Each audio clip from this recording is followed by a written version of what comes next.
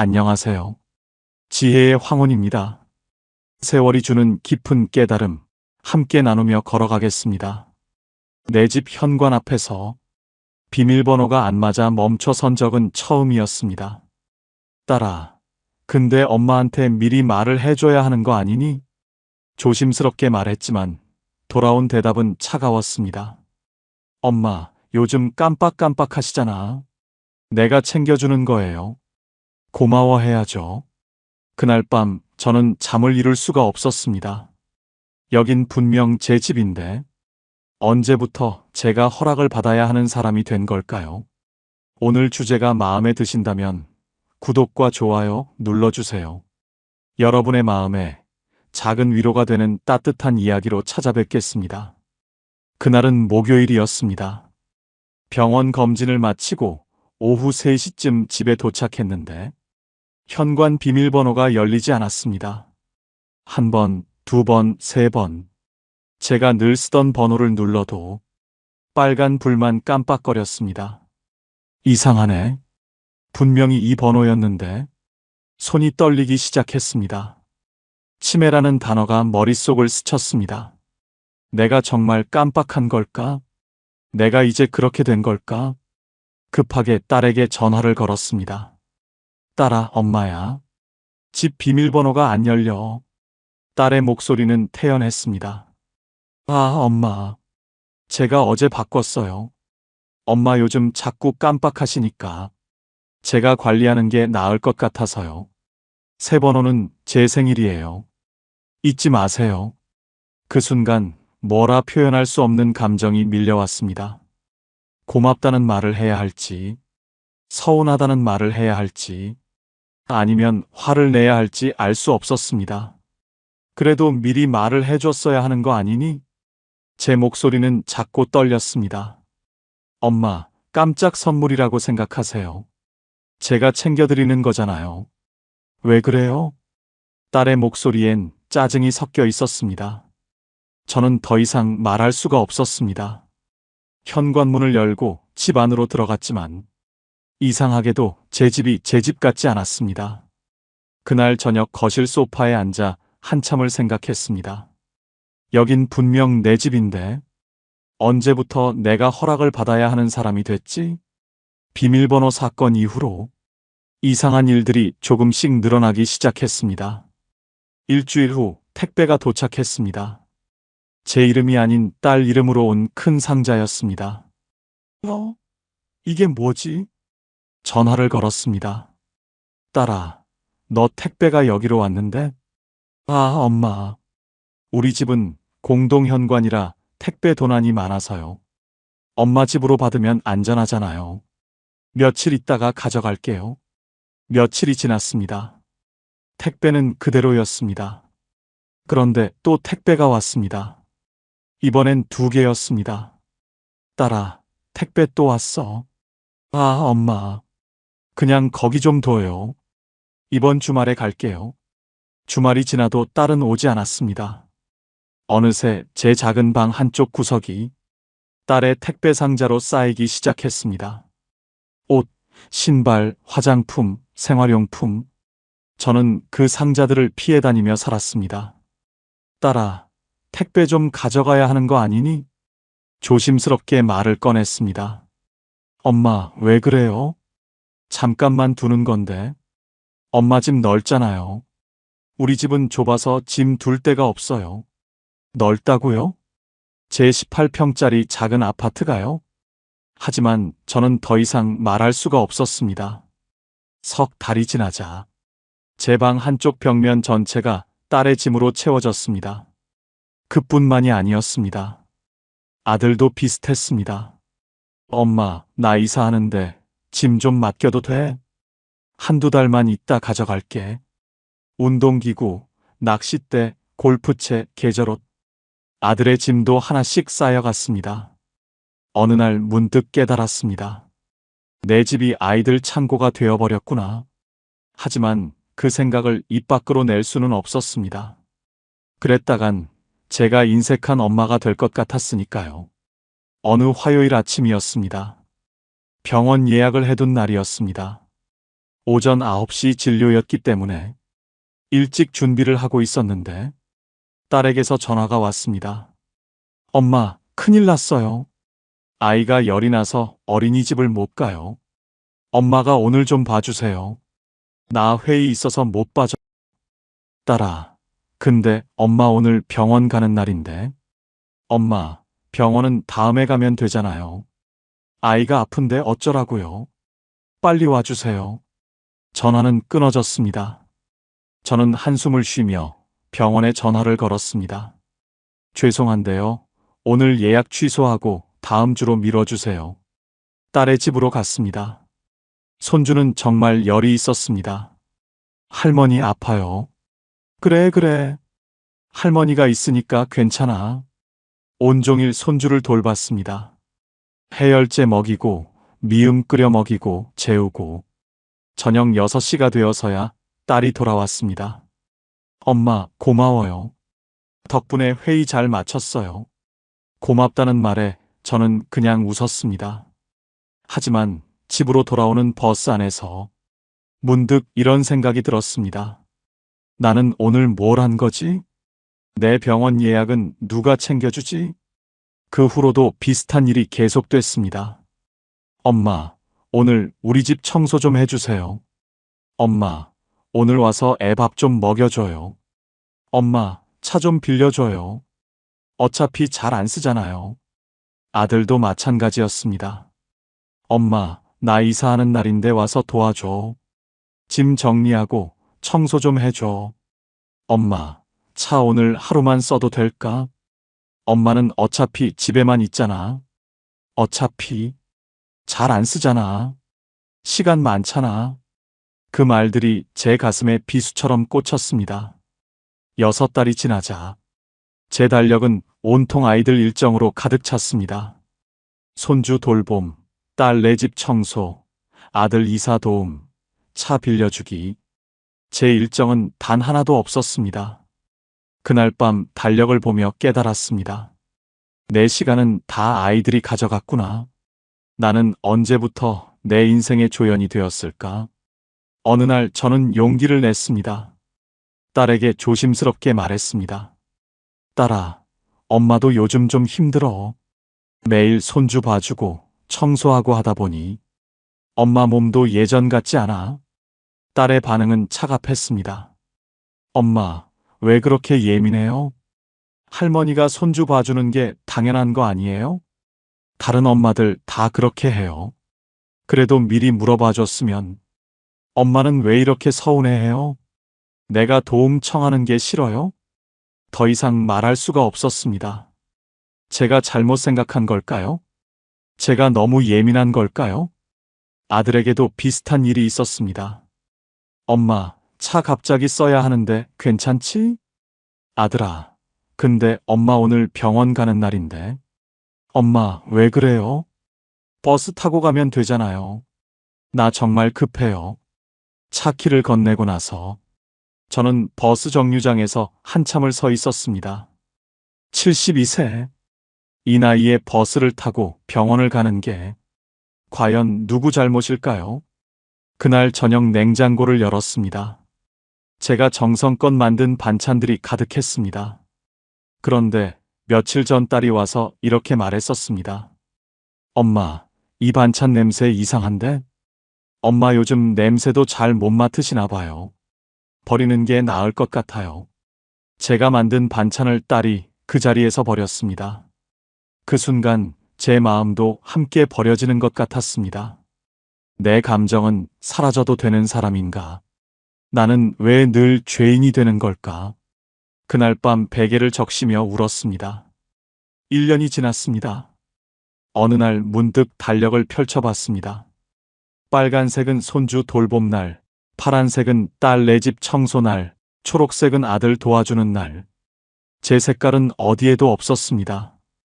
경로당에 가려고 했던 날, 친구를 만나려고 했던 날, 혼자 영화를 보려고 했던 날, 모두 지워졌습니다.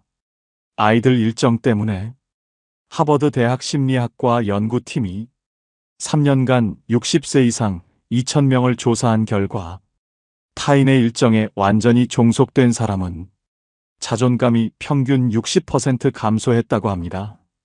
저는 그 통계 안에 있었습니다. 어느 날 거울을 봤습니다. 눈빛이 흐려져 있었습니다. 나는 언제부터 내 인생의 조연이 되었을까? 그 질문에 답할 수가 없었습니다. 그때 친구 한 명이 말했습니다. 언니, 상담 한번 받아봐. 나도 받았는데 정말 도움이 됐어. 저는 고개를 저었습니다. 상담? 그게 무슨 소용이야? 내가 잘못 생각한 거겠지 뭐. 하지만 그날 밤 잠을 이룰 수 없었습니다. 다음 날 아침 떨리는 손으로 상담센터에 전화를 걸었습니다. 혹시 예약 가능할까요? 그 전화 한 통이 제 인생을 바꾸게 될 줄은 몰랐습니다. 일주일 후 상담실에 갔습니다. 하얀 벽, 따뜻한 조명, 그리고 부드러운 음악. 상담사는 50대 중반쯤 되어 보이는 여자 선생님이었습니다. 어서 오세요. 편하게 앉으세요. 저는 소파에 앉았습니다. 손은 계속 떨렸습니다. 천천히 말씀해 보세요.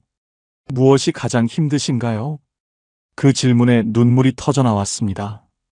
선생님, 저는 말이 나오지 않았습니다. 그저 눈물만 흘렀습니다. 상담사는 조용히 손수건을 건넸습니다. 한참을 울고 나서야 말을 시작할 수 있었습니다. 집 비밀번호를 딸이 바꿨어요. 제 허락도 없이요. 그리고 집에는 아이들 집만 가득하고요. 제 시간은 다 아이들이 가져갔고요. 제가 힘들다고 하면 딸은 제가 예민하다고 해요. 말을 하면서도 죄책감이 들었습니다. 내가 이런 말을 해도 되나? 자식들이 도와주는 건데 내가 배은 망덕한 건가? 상담사는 제 마음을 읽은 듯 말했습니다. 어머님, 지금 이 순간에도 죄책감을 느끼고 계시죠? 네, 어떻게 아셨어요? 많은 분들이 그래요. 자신의 고통을 말하면서도 내가 잘못 생각하는 건가 하고 스스로를 의심하시죠. 눈물이 더 쏟아졌습니다. 상담사는 단호하게 말했습니다. 어머님이 잘못한 게 아니에요. 그동안 너무 혼자 버텨오신 거예요. 그 말 한마디에 가슴에 맺혔던 무언가가 풀리는 것 같았습니다. 72년을 살면서 처음으로 누군가 제 편이 되어준 기분이었습니다.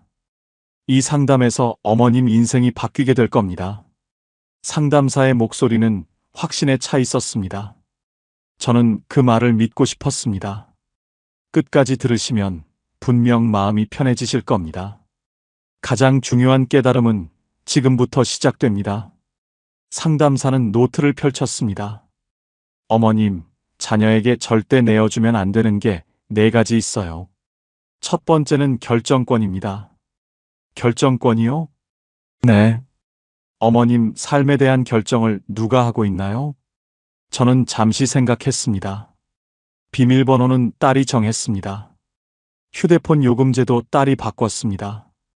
그뿐이 아니었습니다.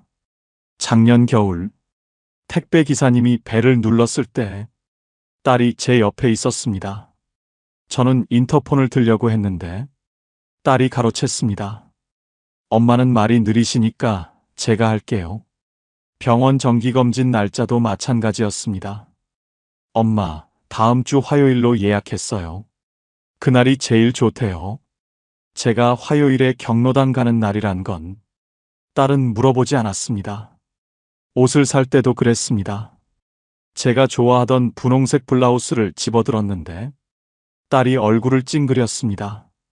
엄마 나이에 이런 색은 좀, 이 베이지색이 더 어울리세요. 그 순간 제 손에서 옷을 가져가 베이지색 옷을 제 손에 쥐어주었습니다. 저는 그냥 고개를 끄덕였습니다. 딸이 나를 위해서 하는 말이겠지. 상담사에게 그 이야기들을 했습니다. 딸이 대부분 해주는 것 같아요. 상담사의 표정이 굳었습니다. 어머님, 이걸 깨달은 분들 중 절반이 상담실에서 오열합니다. 왜요? 결정권을 잃으면 인생의 운전대를 잃는 겁니다. 어머님은 지금 조수석에 앉아 딸이 몰고 가는 차를 타고 계신 거예요. 가슴이 철렁했습니다. 미국 노년학회 연구 결과를 보면 자기 삶의 결정권을 잃은 노인은 우울증 발병률이 3배 이상 높아지고 치매 진행 속도도 2배 빨라진다고 합니다. 치매. 그 단어가 또 나왔습니다. 그럼 어떻게 해야 하나요? 작은 것부터 다시 찾아야 해요. 오늘 뭘 먹을지, 누구를 만날지, 어디를 갈지, 그 결정을 어머님이 하셔야 해요. 상담을 마치고 밖으로 나왔습니다. 거리를 걷다가 편의점이 보였습니다. 저는 망설이다가 안으로 들어갔습니다. 그리고 제가 먹고 싶은 걸 샀습니다. 딸이 건강에 안 좋다고 말리던 떡볶이를, 딸이 당이 너무 높다고 하던 탄산음료를 계산을 하고 나오는데 가슴이 두근거렸습니다. 작은 결정이었지만 왠지 제 인생을 되찾은 기분이었습니다. 이틀 후 다시 상담실을 찾았습니다. 두 번째는 시간권입니다. 상담사는 제 달력을 보며 말했습니다. 이 챕터는 시청자분들도 꼭 들으셔야 해요. 정말 중요한 이야기거든요. 상담사가 달력을 가리켰습니다. 어머님, 시간은 어머님 것이에요. 그런데 지금 이 달력엔 어머님이 없어요. 저는 달력을 다시 봤습니다. 정말 제 일정은 하나도 없었습니다. 지난달 무릎이 아파서 병원 예약하셨다고요? 네, 근데 말씀해 보세요. 그날 아침에 딸이 전화했어요. 손주가 아파서 어린이집을 못 간대요. 제가 봐달라고요. 그래서요? 병원을 취소했어요. 상담사는 한숨을 쉬었습니다. 그 다음엔요? 다음 주로 다시 예약했는데 이번엔 아들이 이사하는 날이어서 또 미뤘어요. 결국 병원은 언제 가셨어요? 3달 후에요. 무릎이 너무 아파서 못 걷겠더라고요. 상담사의 눈빛이 단호해졌습니다.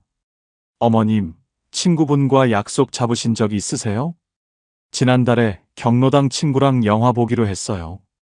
보셨어요? 아니요. 딸이 그날 애 유치원이 조퇴래요. 할머니가 데리러 가야 한대요. 거절하셨어요? 못했어요. 딸이 그날은 안 되라고 하는데 제가 어떻게 친구 만나러 가요? 상담사는 책상을 가볍게 두드렸습니다. 어머님, 아드님은요? 아들도 비슷해요. 엄마, 나도 이번 주말 좀 도와줘. 엄마는 시간 많잖아. 이렇게 말해요. 시간이 많다. 상담사가 그 말을 되풀이했습니다. 어머님, 시간을 공유제처럼 취급하는 거네요. 공유제요? 네. 누구나 쓸 수 있는 공공재산처럼 어머님 시간을 대하는 거예요. 가슴이 답답했습니다. 영국 글래스고 대학 연구팀이 5년간 700명의 노인을 추적 조사했어요. 자기 시간을 스스로 관리하는 노인은 수명이 평균 4년 더 길었다고 합니다. 4년. 그 숫자가 무겁게 다가왔습니다. 어머님, 시간은 남는 시간이 아닙니다. 어머님 인생에 남은 황금이에요. 그 말에 눈물이 났습니다. 제 시간이 황금이라고 누가 말해준 적이 있었나요? 시간을 되찾으려면 어떻게 해야 하나요? 거절하는 연습을 하세요. 이번엔 힘들다. 다른 방법을 찾아보렴. 이 한마디면 충분합니다. 하지만 그게 말처럼 쉬울까요? 상담사는 제 손을 잡았습니다. 처음엔 어려워요. 하지만 한 번만 해보세요. 세상이 달라질 겁니다. 사흘 후 3번째 상담이었습니다. 3번째는 감정권입니다. 감정권이요? 네. 어머님 감정을 표현할 권리요. 서운하면 서운하다고, 힘들면 힘들다고 말할 권리. 상담사가 말을 이었습니다.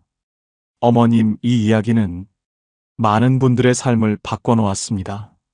저는 귀를 기울였습니다.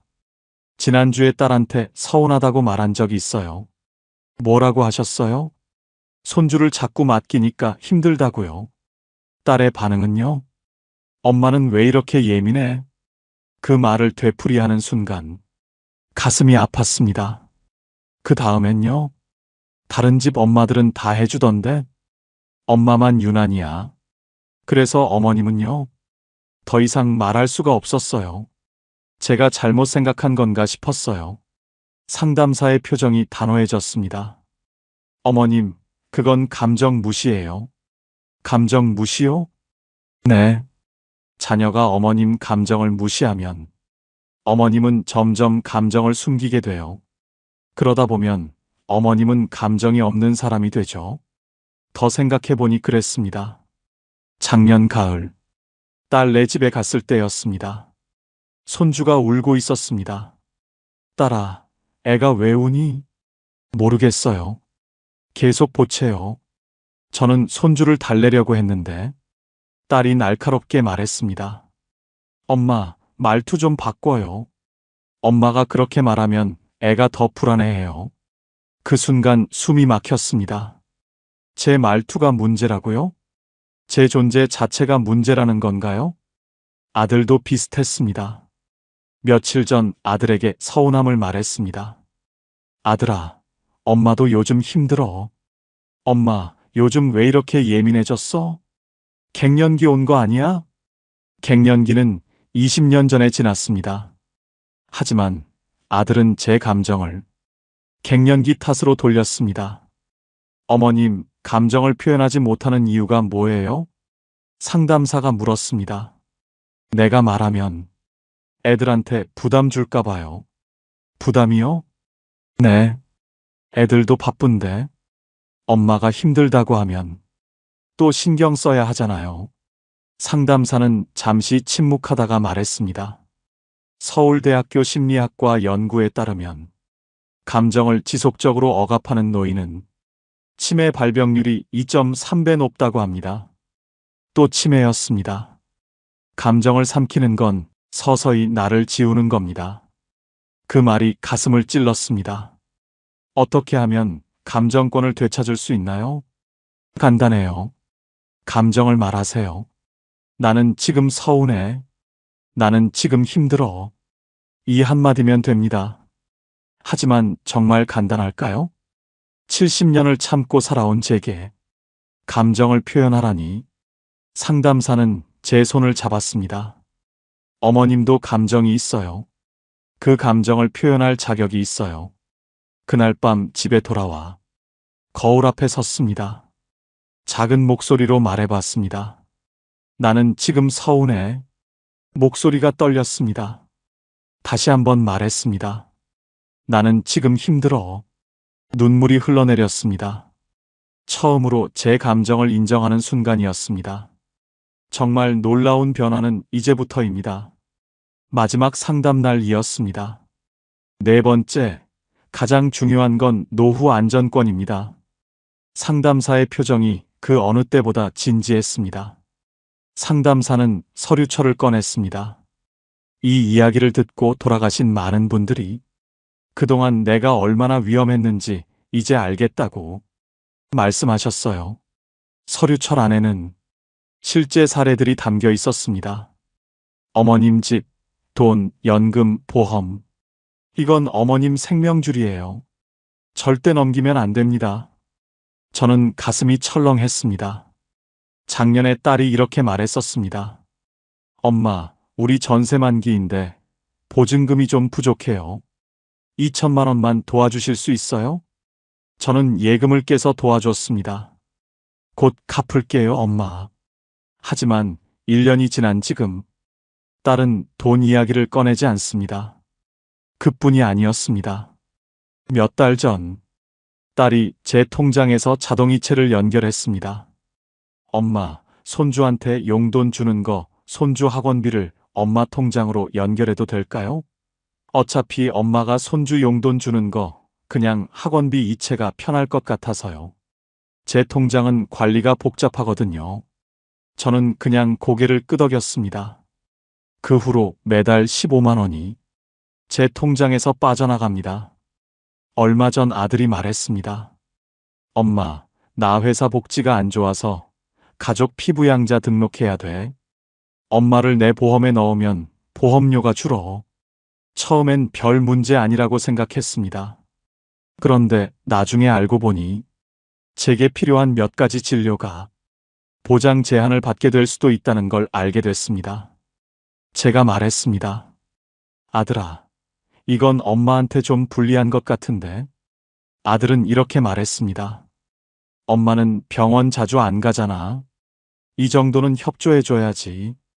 그 말이 너무 서운했습니다. 내 건강 문제까지 가족 재정의 일부로 계산되는 걸까? 상담사에게 그 이야기를 했습니다. 어머님, 계약서는 쓰셨나요? 아니요, 가족인데 계약서까지. 어머님, 가족 간에도 계약서는 필요해요. 특히 큰 돈은요. 상담사는 서류철의 첫 장을 펼쳤습니다. 70세 어머님께서 아들에게 집을 증여했다가 며느리와 갈등 후 요양원으로 쫓겨났어요. 두 번째 장. 68세 아버님은요, 딸 사위에게 전세금 3천만 원을 빌려줬다가 이혼 후 한 푼도 못 받았어요. 세 번째 장. 75세 할머니. 연금을 해약해 손주 학원비를 대줬다가 본인 병원비가 없어 치료를 포기했어요. 읽으면서 온몸에 소름이 돋았습니다. OECD 자료에 따르면 노후 자산을 자녀에게 내준 노인 중 60%가 경제적 어려움을 겪는다고 합니다. 60%? 반 이상이라는 뜻이었습니다. 상담사는 단호하게 말했습니다. 집과 돈을 내어준 순간 자녀는 어머님을 보호자가 아니라 자원으로 보게 됩니다. 그 말이 머리를 강타했습니다. 그럼 저는 어떻게 해야 하나요? 지금부터라도 선을 그으세요. 집, 돈, 연금은 어머님 거예요. 자녀가 필요하다고 해도 어머님 노후가 먼저입니다. 상담사는 마지막으로 이렇게 말했습니다. 어머님, 자녀를 사랑하는 건 좋아요. 하지만 어머님 인생을 희생하는 건 사랑이 아니에요. 올바른 경계를 지키는 게 진짜 사랑입니다. 그 말이 가슴 깊이 박혔습니다. 상담을 마치고 집으로 돌아왔습니다. 거울을 봤습니다. 눈빛이 조금 살아난 것 같았습니다. 이제 그만. 내 인생을 내가 지켜야지. 작은 목소리로 혼잣말을 했습니다. 주먹을 꽉 쥐었습니다. 이제 바꿀 시간입니다. 상담 후 일주일이 지났습니다. 드디어 용기를 냈습니다. 딸에게 전화를 걸었습니다. 딸아, 엄마야. 왜요, 엄마? 떨리는 목소리로 말했습니다. 집 비밀번호 말이야. 엄마가 다시 바꾸려고 해. 전화 너머로 잠시 침묵이 흘렀습니다. 왜요? 제가 관리해주는 게 편하잖아요. 그래도 엄마 집이니까. 엄마가 관리하고 싶어. 엄마, 요즘 깜빡깜빡하시잖아요. 그 말에 예전 같았으면 물러섰을 겁니다. 하지만 이번엔 달랐습니다. 깜빡해도 괜찮아. 엄마가 관리할게. 들어올 일 있으면 미리 말해줘. 엄마, 왜 그래요? 딸의 목소리에 서운함이 묻어났습니다. 하지만 저는 흔들리지 않았습니다. 딸아, 엄마가 아직 혼자 할 수 있어. 엄마를 믿어줘. 전화를 끊고 나서 손이 계속 떨렸습니다. 하지만 가슴은 시원했습니다. 이틀 후 비밀번호를 바꿨습니다. 제가 원하는 번호로. 그리고 딸에게 문자를 보냈습니다. 비밀번호 바꿨어. 올 일 있으면 미리 연락해줘. 딸은 읽고도 답장하지 않았습니다. 하지만 괜찮았습니다. 제 집의 주인이 된 기분이었으니까요. 일주일 후 딸에게서 전화가 왔습니다. 엄마, 내일 아이 봐줄 수 있어요? 예전 같았으면 그냥 그래 했을 겁니다. 하지만 이번엔 달랐습니다. 딸아, 엄마 내일 경로당 프로그램 있어. 엄마, 그건 다음에 가면 되잖아요. 심호흡을 하고 말했습니다. 딸아, 이번엔 힘들어. 다른 방법 찾아보렴. 엄마가 안 봐주면 저는 어떡해요? 아빠한테 부탁하거나 시터 선생님을 알아봐. 엄마, 왜 이래요? 할머니가 손주 봐주는 게 당연한 거 아니에요? 그 말에 가슴이 아팠습니다. 하지만 상담사의 말이 떠올랐습니다. 한 번만 해보세요. 세상이 달라질 겁니다. 딸아, 엄마도 엄마 인생이 있어.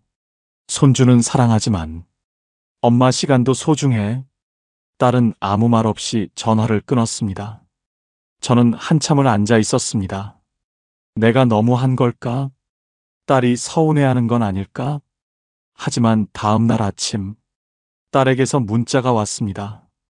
엄마, 아빠한테 부탁했어요. 경로당 잘 다녀오세요. 그 문자를 보며 눈물이 났습니다. 기쁜 눈물이었습니다. 석 달이 지났습니다. 어느 일요일 딸네 집에 갔습니다. 식사를 하다가 딸이 말했습니다. 엄마, 이번 주 화요일에 청소 좀 와줘요. 예전 같았으면 그래라고 했을 겁니다. 하지만 이번엔 제 감정을 말했습니다. 딸아, 솔직히 말하면 엄마는 그 말 들을 때 좀 서운해. 왜요? 엄마가 가정부처럼 느껴져서. 딸의 얼굴이 굳었습니다. 엄마, 제가 그런 의도는. 엄마도 알아. 내가 나쁜 의도는 아니라는 거. 근데 엄마 마음은 그래. 잠시 침묵이 흘렀습니다. 그러다 딸이 말했습니다. 엄마, 미안해요. 엄마 마음을 생각 못했어요. 그 한마디에 눈물이 핑 돌았습니다. 딸아, 엄마가 도와주고 싶긴 해. 근데 미리 물어봐 줬으면 좋겠어. 엄마, 이번 주 시간 돼?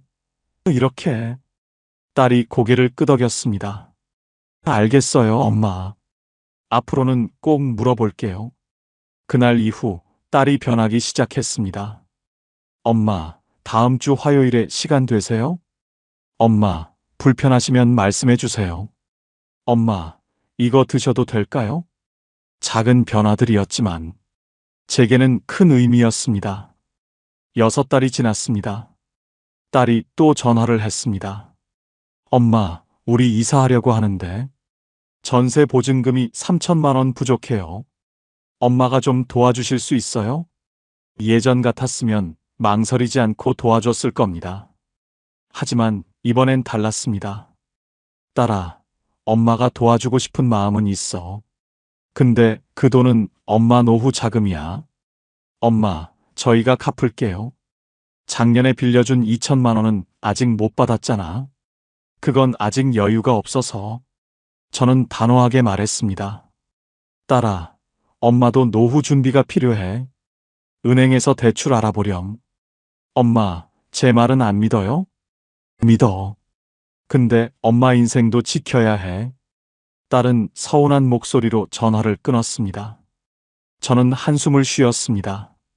내가 너무 한 걸까? 하지만 상담사의 말이 떠올랐습니다.